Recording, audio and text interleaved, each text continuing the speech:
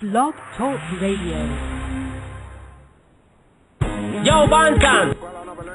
¿Qué es lo que está sonando por ahí?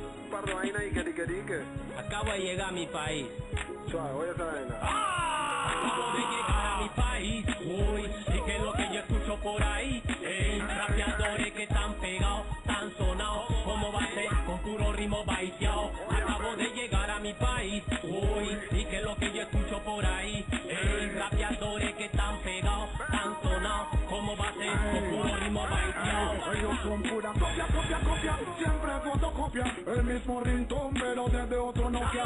Enredando a la gente con esa basofia. Y que flow de paquete y directo de copia. A mí no me interesa de dónde tu flow, si quieres a la pereza. Y con esa freebie que soda de tristeza a estas alturas.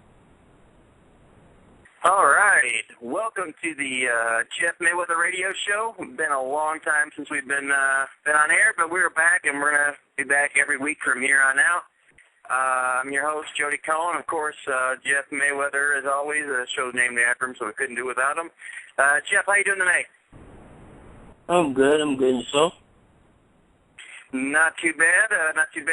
We're going to be joined here in a few minutes by action MMA fighter Walt Harris. Does another radio show on our network, the Pro MMA Insider show. He'll be with us in just a second. Quite a bit going on here, Jeff. Obviously, as usual, the big stories are Manny Pacquiao and Floyd Mayweather. Let's start first with your nephew. The big news came down today. They were trying to get him either to be able to go into a small apartment or house arrest or something like that, and that was denied. Jeff, what are your thoughts as far as them denying it, first off? Well, I mean, I think that if they're going to deny it, they also let me cut you off right there, Jeff. I'm sorry. Jeff, hold on 1 second. I want to bring on Walt here first. Let's welcome Walt to the show. Walt, how you doing tonight, buddy? What's up? How you doing, Jeff? How you doing, Jody? Good. How you doing, Walt? Doing good. Before we get into that, because I want to introduce Walt real quick, because, we had to have Walt crash his show since you didn't show up on our show last week.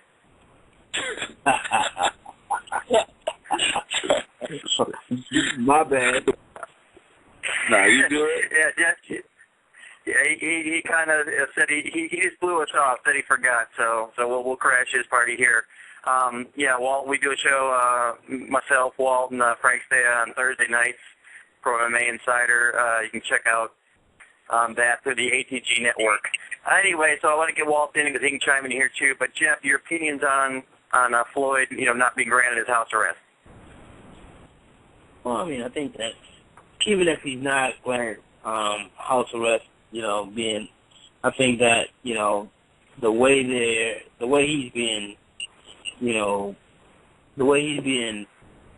he's serving his time is as though he's a serial killer. He's been in time in jail like Charles Manson or someone that. I mean, and I understand the fact that he's a celebrity, but at the same time, I mean, the way that he's spending time, I mean, that can actually break a person where you only get an hour of time where you're not confined, and then the rest of the day you're in a cell. I mean, and that's ridiculous for. Even if it's just, you're not being in your cell, if you're just being able to walk up and down an aisle or something, but you have no one else to communicate with or anything. So, I mean, it's ridiculous, to be honest. Yeah, no, I kind of see where you're coming from in one way. In one respect, one I don't. I know when you go to jail and it's not, a serial killer, like you said, you get a lot more free time and you're able to walk around, that kind of thing. I understand the not wanting him to be, in general population because of the fact that, obviously celebrity and, someone tries to take a swing at him or whatever, make a name for themselves. They don't want to be on the wrong end of that publicity. But, they should be able to find, something where even if he's by himself, at least he can get out in the yard and do some exercise, maybe when the other guys are inside their cells or whatever. But, yeah, getting just, a couple of, 1 hour a day free time, I can see where you're coming from. But, on the other hand, the one thing, the complaints of them saying that, that he might not be able to fight again, and it's, and the water and the food's all, really bad for him, playing a little bit devil's advocate. Do you agree with them as far as that goes? Because, being devil's advocate, I can certainly see where, he did the crime, he needs to do the time, according to the penal system. Well, don't get me wrong. I think that, just because of his profession, I think that that's most important, in regards to them possibly, trying to get him a certain type of diet. But at the same time, it's one of those situations in which, you are serving time, so, you have to do just like everyone else. But like I said, the most important thing, I think, is not so much the food as much so as, the fact of, you only have 1 hour of time out of a cell. And like I said, that's like Charles Manson being locked up. That's ridiculous. He's not a serial killer. Right. Now, Walt, me and Jeff, we've never been professional athletes like you. How does that, how would that, I'm sorry, Jeff, you actually were a professional athlete, weren't you? Anyway, Walt, I said, yeah, never mind. Walt, you're a professional athlete. If you were in the same situation as Floyd, how would 30 minutes twice a day, how would that affect your training if you're, still being active? It would hurt you.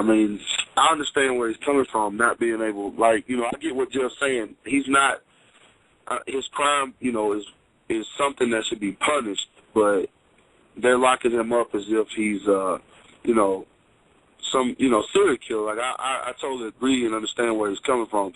He should be able to have, I forget what it's called. I think it's segregation, but it's not, like a 24-hour lockdown or 20, it's not so bad. He's a criminal, but he's not, if it makes any sense. There's a difference between a serial killer, a rapist, and a murderer. That's just, you can't classify him as the same thing. Even though his crime was bad, you can't put him in the same boat as you would those guys. So, it affects you, and he's older, he's getting to the end of his career, so I understand where he's coming from is, being worried about his body and, being worried about what he's eating and different things like that. I get that, I totally understand that, and I think it affects you. I noticed the difference in how I eat out of camp and how I eat in camp. So I know he's probably feeling the difference. I know he's probably going through, some physical changes that he's not used to. So, I can understand that. Right, and they put him, in solitary, but, usually you get solitary in jail when you've done something wrong, but they're actually, inside the jail setting you've done something wrong. So he's getting, it appears, the same treatment, whereas maybe, because he's in solitary for a different reason, just for his own safety, maybe there should be, different rules, and like I said, some kind of accommodation be made to give him at least, more access to exercise and, able to walk around. Yeah. Jeff, never mind. Go ahead. No, go ahead. Walt, finish up. No, I was just saying, I was going to say, I've seen, I think, if I'm not mistaken, correct me if I'm wrong, y'all may not know, but Jeff said Charles Manson or whatever. I saw where I think he gets a TV and his cell is like a freaking apartment in jail. If I'm not mistaken. I might have seen something, that was, wrong, but he gets treated, differently. And he's crazy, so I think Floyd should be able to, have, access to certain types of equipment, to work out, to do his thing, because he's not going to harm anybody. He's not bothering anybody, he's just doing him. So I think he should have a different type of setup. So that's all I have to say on that. I'm done. And Jeff, what do you think as far as, the people, we talked about this a little bit before, but him getting preferential treatment, not having to go in until after his last fight, in a way I agree with that. You explaining, considering how much money he makes for a city, et cetera, it might not seem fair, but it's true. And then you have people like him who, apparently he's going to have to serve his whole sentence, but you have people like Lindsay Lohan and Paris Hilton that have come here, had to go to jail here, got out in a day and less, and they don't do anything for the city. They've never been any, but they kind of get a pass. I don't want to say a pass because neither of them are that like, but, they get away with, doing something, and then, Floyd's vilified for, just getting delay of sentence, but he's still going to do his, was it going to be 82 days or 6, however many of them doing it, with good behavior. So what do you think the differences are there as far as the way Floyd's been treated as opposed to them?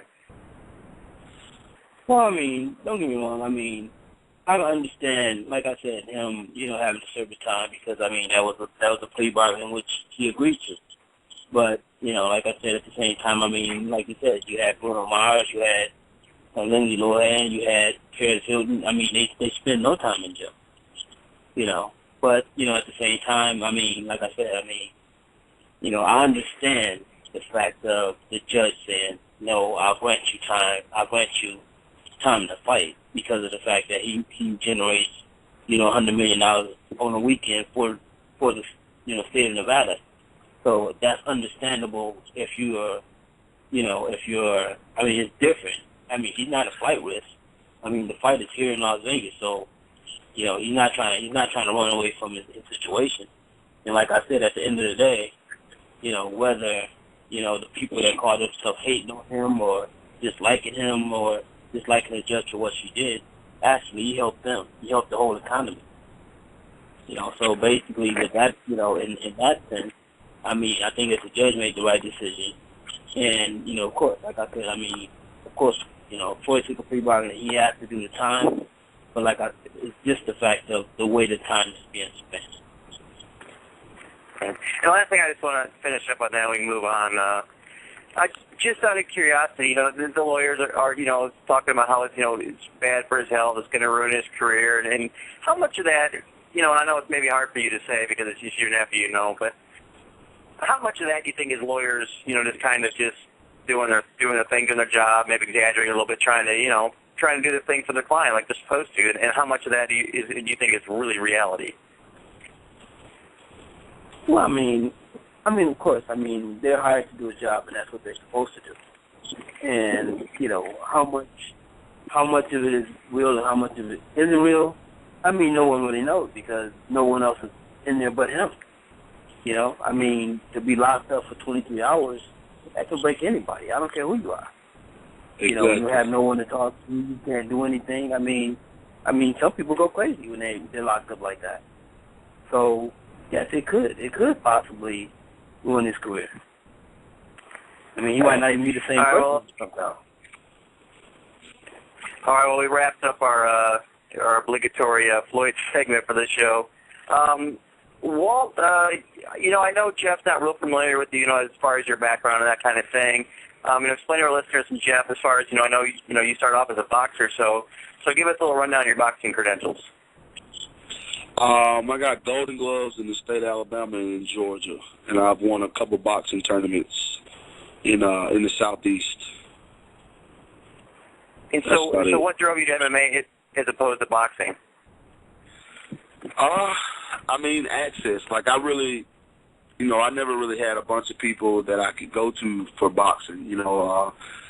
I didn't, know a lot of people as far as MMA, but there were more people involved in MMA in the circles that I ran in when I started training than there were in boxing. So I just kind of gravitated toward MMA. I mean, I've always been a boxing fan ever since I was a kid. So that's always what I, wanted to do first. And that's kind of how I got into MMA. I started doing boxing classes and learning different boxing techniques. And then, I kind of carried it over into MMA.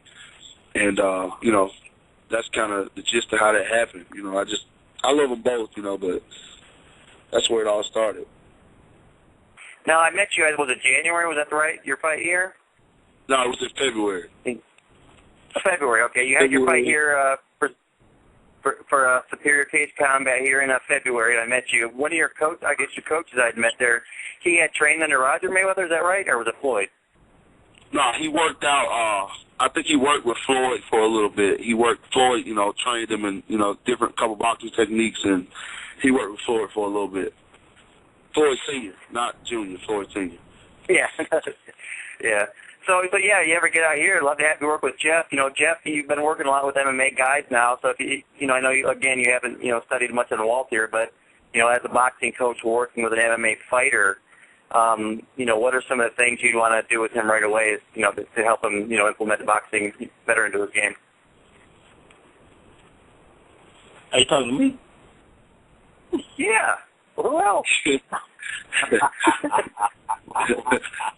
Jeff, I know what he's doing. He's playing on his computer, not paying attention. That's what it is. No, I mean, well, basically, of course, I mean, for what, having, some type of boxing background, I mean, he would basically be able to understand what, the mechanics of boxing and things like that. So, I mean, I think that he would be, easy. It would be an easy adjustment for him, to make the adjustments and the things that I would ask of him, But, Absolutely. I mean, the one thing that I can do, the one thing that I would do is like the same thing I do with Roy, and that's just basically build up his punch count, because for Roy, I mean, that's also part of his conditioning, because, I mean, he's a huge guy, and, I have him throw, over 400 punches around, and he's one of those guys that, he's challenging. I mean, he's not going to be the type to say, I can't do it, but if his arms are burning or whatever, he's not going to stop. He's going to continue to do it, just to prove to me that he can. And that's basically, I push him as far as I can. And, and I think that, it gets him in great shape because now I work with him now, and, I mean, he's able to do it with no problem. Of course, you weren't really tested. You weren't really able to see how his cardio was in the last fight since it only lasted 51 seconds, but yeah, maybe next time out. Walt, currently, what does your boxing regimen consist of? I mean, I mix a lot of different things, and I do a lot of Muay Thai, but when it's strictly boxing, I try to do at least anywhere from, I'd say on a good day, it's 10 5-minute rounds of just mitts. That's just on a good day. When I'm just focusing on my hands and my technique and trying to get, my speed and all that down, I just focus on doing about 10 rounds, just hard, just going at it. And then, I mix of course, on other days I incorporate Muay Thai, the leg kicks, wrestling and all that stuff comes in. But I'm a boxer. Like, I love to stand up and bang, so I focus a lot on boxing. And when me and my coach get in the gym one-on-one by ourselves, we set the timer and we just go, till my arms are just done, until I just can't take it anymore. So, I don't know how many punches I've never really counted the actual punches that I'm throwing, but I know 10 hard rounds at 5 minutes a round is pretty intense, especially for an MMA guy. Yeah, that's how, that's a lot. So I think when I know when I can get to about 6 or 7 comfortably, and I'm just, keeping my movement, and my head moving down, my feet moving, then I'm getting in good shape, So that's where we try to finish off camp at, about 10 good rounds of just hard work, So I guess that's kind of almost the equivalent of boxing. Now, they fight 36 minutes, I think, is a full boxing match if you count 3 minutes per round. So, yeah. So Jeff, just to finish on that, is that basically when you deal with the heavyweight, because they're the ones that traditionally gas the easiest and the quickest, is that something, the heavy workload, like you said, you do 400 punches with Roy, and, and Walter said, he, really pushed himself to the point of exhaustion. Is that, you think, the key for the heavyweights is really, to treat them like they're not heavyweights so they build up their stamina? Yeah, I mean, I think that, of course, when you get a person's punch count up, because, of course, when you're in MMA, you have so many different facets of, different things that you have to do. You have to kick, you're kicking, you're striking, you're grappling. So you're doing so much different things. But the one thing is, that, at least, because you're never going to have to throw as many punches in a fight as you do as you work out. But the one thing about it is that when you push yourself like that, you actually do get yourself in condition, and that's because myself, I don't really know, what Roy does in regards to, I know he does road work, but, I'm not there to see him do his road work. But my job is to push him and find out if he's doing what he's supposed to do by pushing him. I think Roy's road work is in a car. Well, it could be, but it makes no difference because I sure push when he gets to the gym. And he's able, like I said, he's the type of guy that he's not gonna back down. He's always challenging me. So, like for instance, he's also a guy that he likes perfection. He's a guy that basically, when he gets the punch wrong or the combination wrong, and that's one thing I got him with to the point where now he's doing punches in combination. And so that makes him a little more dangerous. I'm picking up his hand speed a little bit as well. But like I said, he's making great progress. That's what's up. All right, we got a little less than 10 minutes left here. Walt, you want to stick with us and finish up, talk about Pacquiao, or do you got to get going?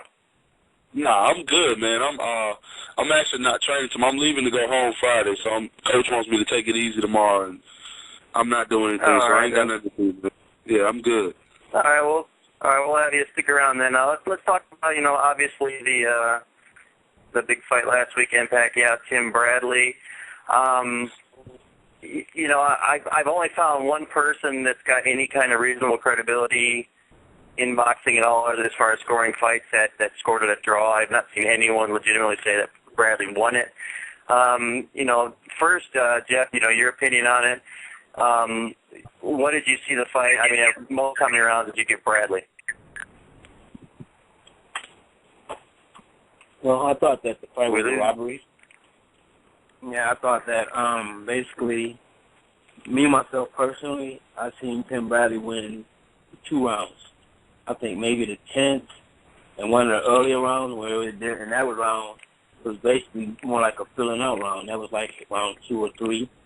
And after that, don't get me wrong, the fight itself kind of sucked. They both were swinging just wild punches. It was a very wild fight, but at the same time, I still give, Bradley his respect because he didn't back down and he did try to fight Pacquiao, even though he didn't have the power, to match Pacquiao. But at the same time, he fought with his heart, but he definitely didn't do enough to win. Right, and that's the one thing. He did fight hard. He did try. He did actually break his foot there, early in the fight. And he kept on. And it shows he's tough. But it doesn't. It's the bottom line. It doesn't really matter. It's who won the fight. And at most, when I watch the fight, like trying to give Bradley rounds, the most I could possibly give him, even trying to, to justify to myself, would be 4 rounds. So I just and walking around the Mayweather gym, and of course, obviously, if anyone's going to judge it, against Pacquiao and say, oh, no, Bradley did win, there'd be people around the Mayweather gym. And there's not a single person at the gym that I talked to, Jeff, have you, that said that Pacquiao didn't win the fight? Well, don't get me wrong, at the end of the day, I call a fight like I see it. Well, not only that, the one thing is this. When the fight rebroadcast, if they don't edit it, you will see Tim Bradley tell Bob Arum that I tried, but I gave it the best try I could, but he's too good for me. That came out of his own mouth. And then wow. When the decision was announced, this is one thing that a fighter, like what? You're a fighter, right? You're in the ring. When the fight is over with, he's in a cage usually, not a ring. You won and you know if you lost. Yes, sir. Right? Yes, sir. Okay. Now, Tim Bradley's listening to the audience. Well, I guess I got to wait when I go home and see the fight on TV. Then I'll know if I won or lost. No, you just got done fighting. You know if you won or lost. No one has to tell you. Even if the crowd is booing you, if you won, you know you won. You know you won in your heart. And there's fans out there that know you won. But when you act as though the crowd determines who won, because that's saying that you was in the fight, but realistically, you're just listening to the crowd to determine who really won. It makes no sense. Man, I know that Tim Bradley knows he lost that fight. You can just see his reaction, and Exactly. He didn't come across as a fighter who won. It seemed like he knew he lost. So I don't respect him saying, "Oh, he made it sound like I knew what I was doing. I got in there and I did what I had to do." No, bro, you lost. Just be honest. And it's kind of it's fluky to me. I don't want to go too deep into it, but it's right. Something ain't right. Something ain't right about it. That's all I have to say on that. Exactly. Now, Walt, you said you. Oh, go ahead, Jeff. Go ahead. No, the one thing is this: what Pacquiao, what Bradley can do to make himself bigger than he ever been is do what somebody, I think they bogusly did on Facebook, is actually say, I lost the fight, here Pacquiao, here's your belt. Do you know he'll be bigger than he ever been in his life? Yep. That might be what he needs to do. Yep. Now, Walt, you lost one fight in your career to a guy who's actually weighed in, 29 pounds over. Am I correct? You said you actually felt like you won that fight? Yeah, everybody in this area said I won the fight, but it's one of those things, man, where if you go on YouTube, and it's kind of the same situation. It's funny, like he even said to his corner, if you go on YouTube and watch the last couple of rounds of the fight, his corner recorded the fight from the corner, which I thought was kind of weird, but they had somebody in their corner recording the fight, and he says to them, did I win? Like, he didn't know he won the fight. And, it's kind of, go ahead. No, go ahead, for sure. No, I was just saying I've been in that situation where, on the end of a, bogus decision in a certain, in a roundabout way. Because at the end of the day, in my opinion, I did not fight as well as I know I could. So I didn't feel like I deserved to win. I knew I was going in his backyard and I would have to finish him in order to get a victory. And I didn't finish him, and I didn't perform as well as I would have wanted to. So I didn't question the victory, or his victory, but at the same time, it was like I still did more than he did. You know what I mean? Like Pacquiao, for instance, his punch output was way more. Huh? No, I said, so what's what he said made complete sense. And that's the fact that he didn't put out like he thought he should have to beat a guy in his hometown. Meaning that he could accept that loss because of the situation. And that's the same thing with Bradley. He knows he didn't do enough. All right, so to finish up, we just have a couple minutes here, guys. Just quickly, well, as far as, do you, is it more bothersome to you to lose a fight that you think you won, or just to get, just smashed? What would be more bothersome to you? Man, that's a tough. I guess to get, to lose a fight that I think I won would probably, I'd rather be beaten because somebody's just flat out better than me than have a win taken away from me and I have no control over it. Does that make sense? You feel what I'm saying? Right. Like, I'd rather train my ass off, go into a fight knowing I've done everything I can for this fight, and the guy just be better than me. You know what I'm saying? I'm a man at the end of the day, and I can respect another man beating me because he might have got the best of me that night. It just might have been his night, but I cannot respect the judges taking the decision away from me when I've worked my ass off and I've done everything I can to prove to you that I deserve this fight, and then I lose it because of whatever reason. I'm in his backyard or whatever. It's not fair. As a fighter, when you go into camp, if you're training like you're supposed to, you leave everything in that gym and you work your ass off. So when you get in that ring or the cage or wherever it may be that night, you can get the victory. And to have it taken away by somebody who was never trained, who's never worked, who's not done anything, their job is just to sit there and judge what the hell you're doing, it pisses me off. So, Wow. Got a good answer out of Walt. All right. Hey guys, we're out of time here. Just 2 seconds left. Hey, Walt, tell the listeners where can they catch you on Twitter, Facebook, anything like that, real quick. Yeah, man, hit me up on Twitter at the Big Ticket 205, and then hit me up on Instagram at the Big Ticket 205, and then on Facebook at Walt Big Ticket Harris. All right, Walt, thanks for joining us tonight. Yeah, thanks, Jeff. Thanks for joining us. We'll be back next week. tomorrow night we'll have Hector Lombard on ATG Radio on the Pro MMA Insider. Join us then. Thanks, guys.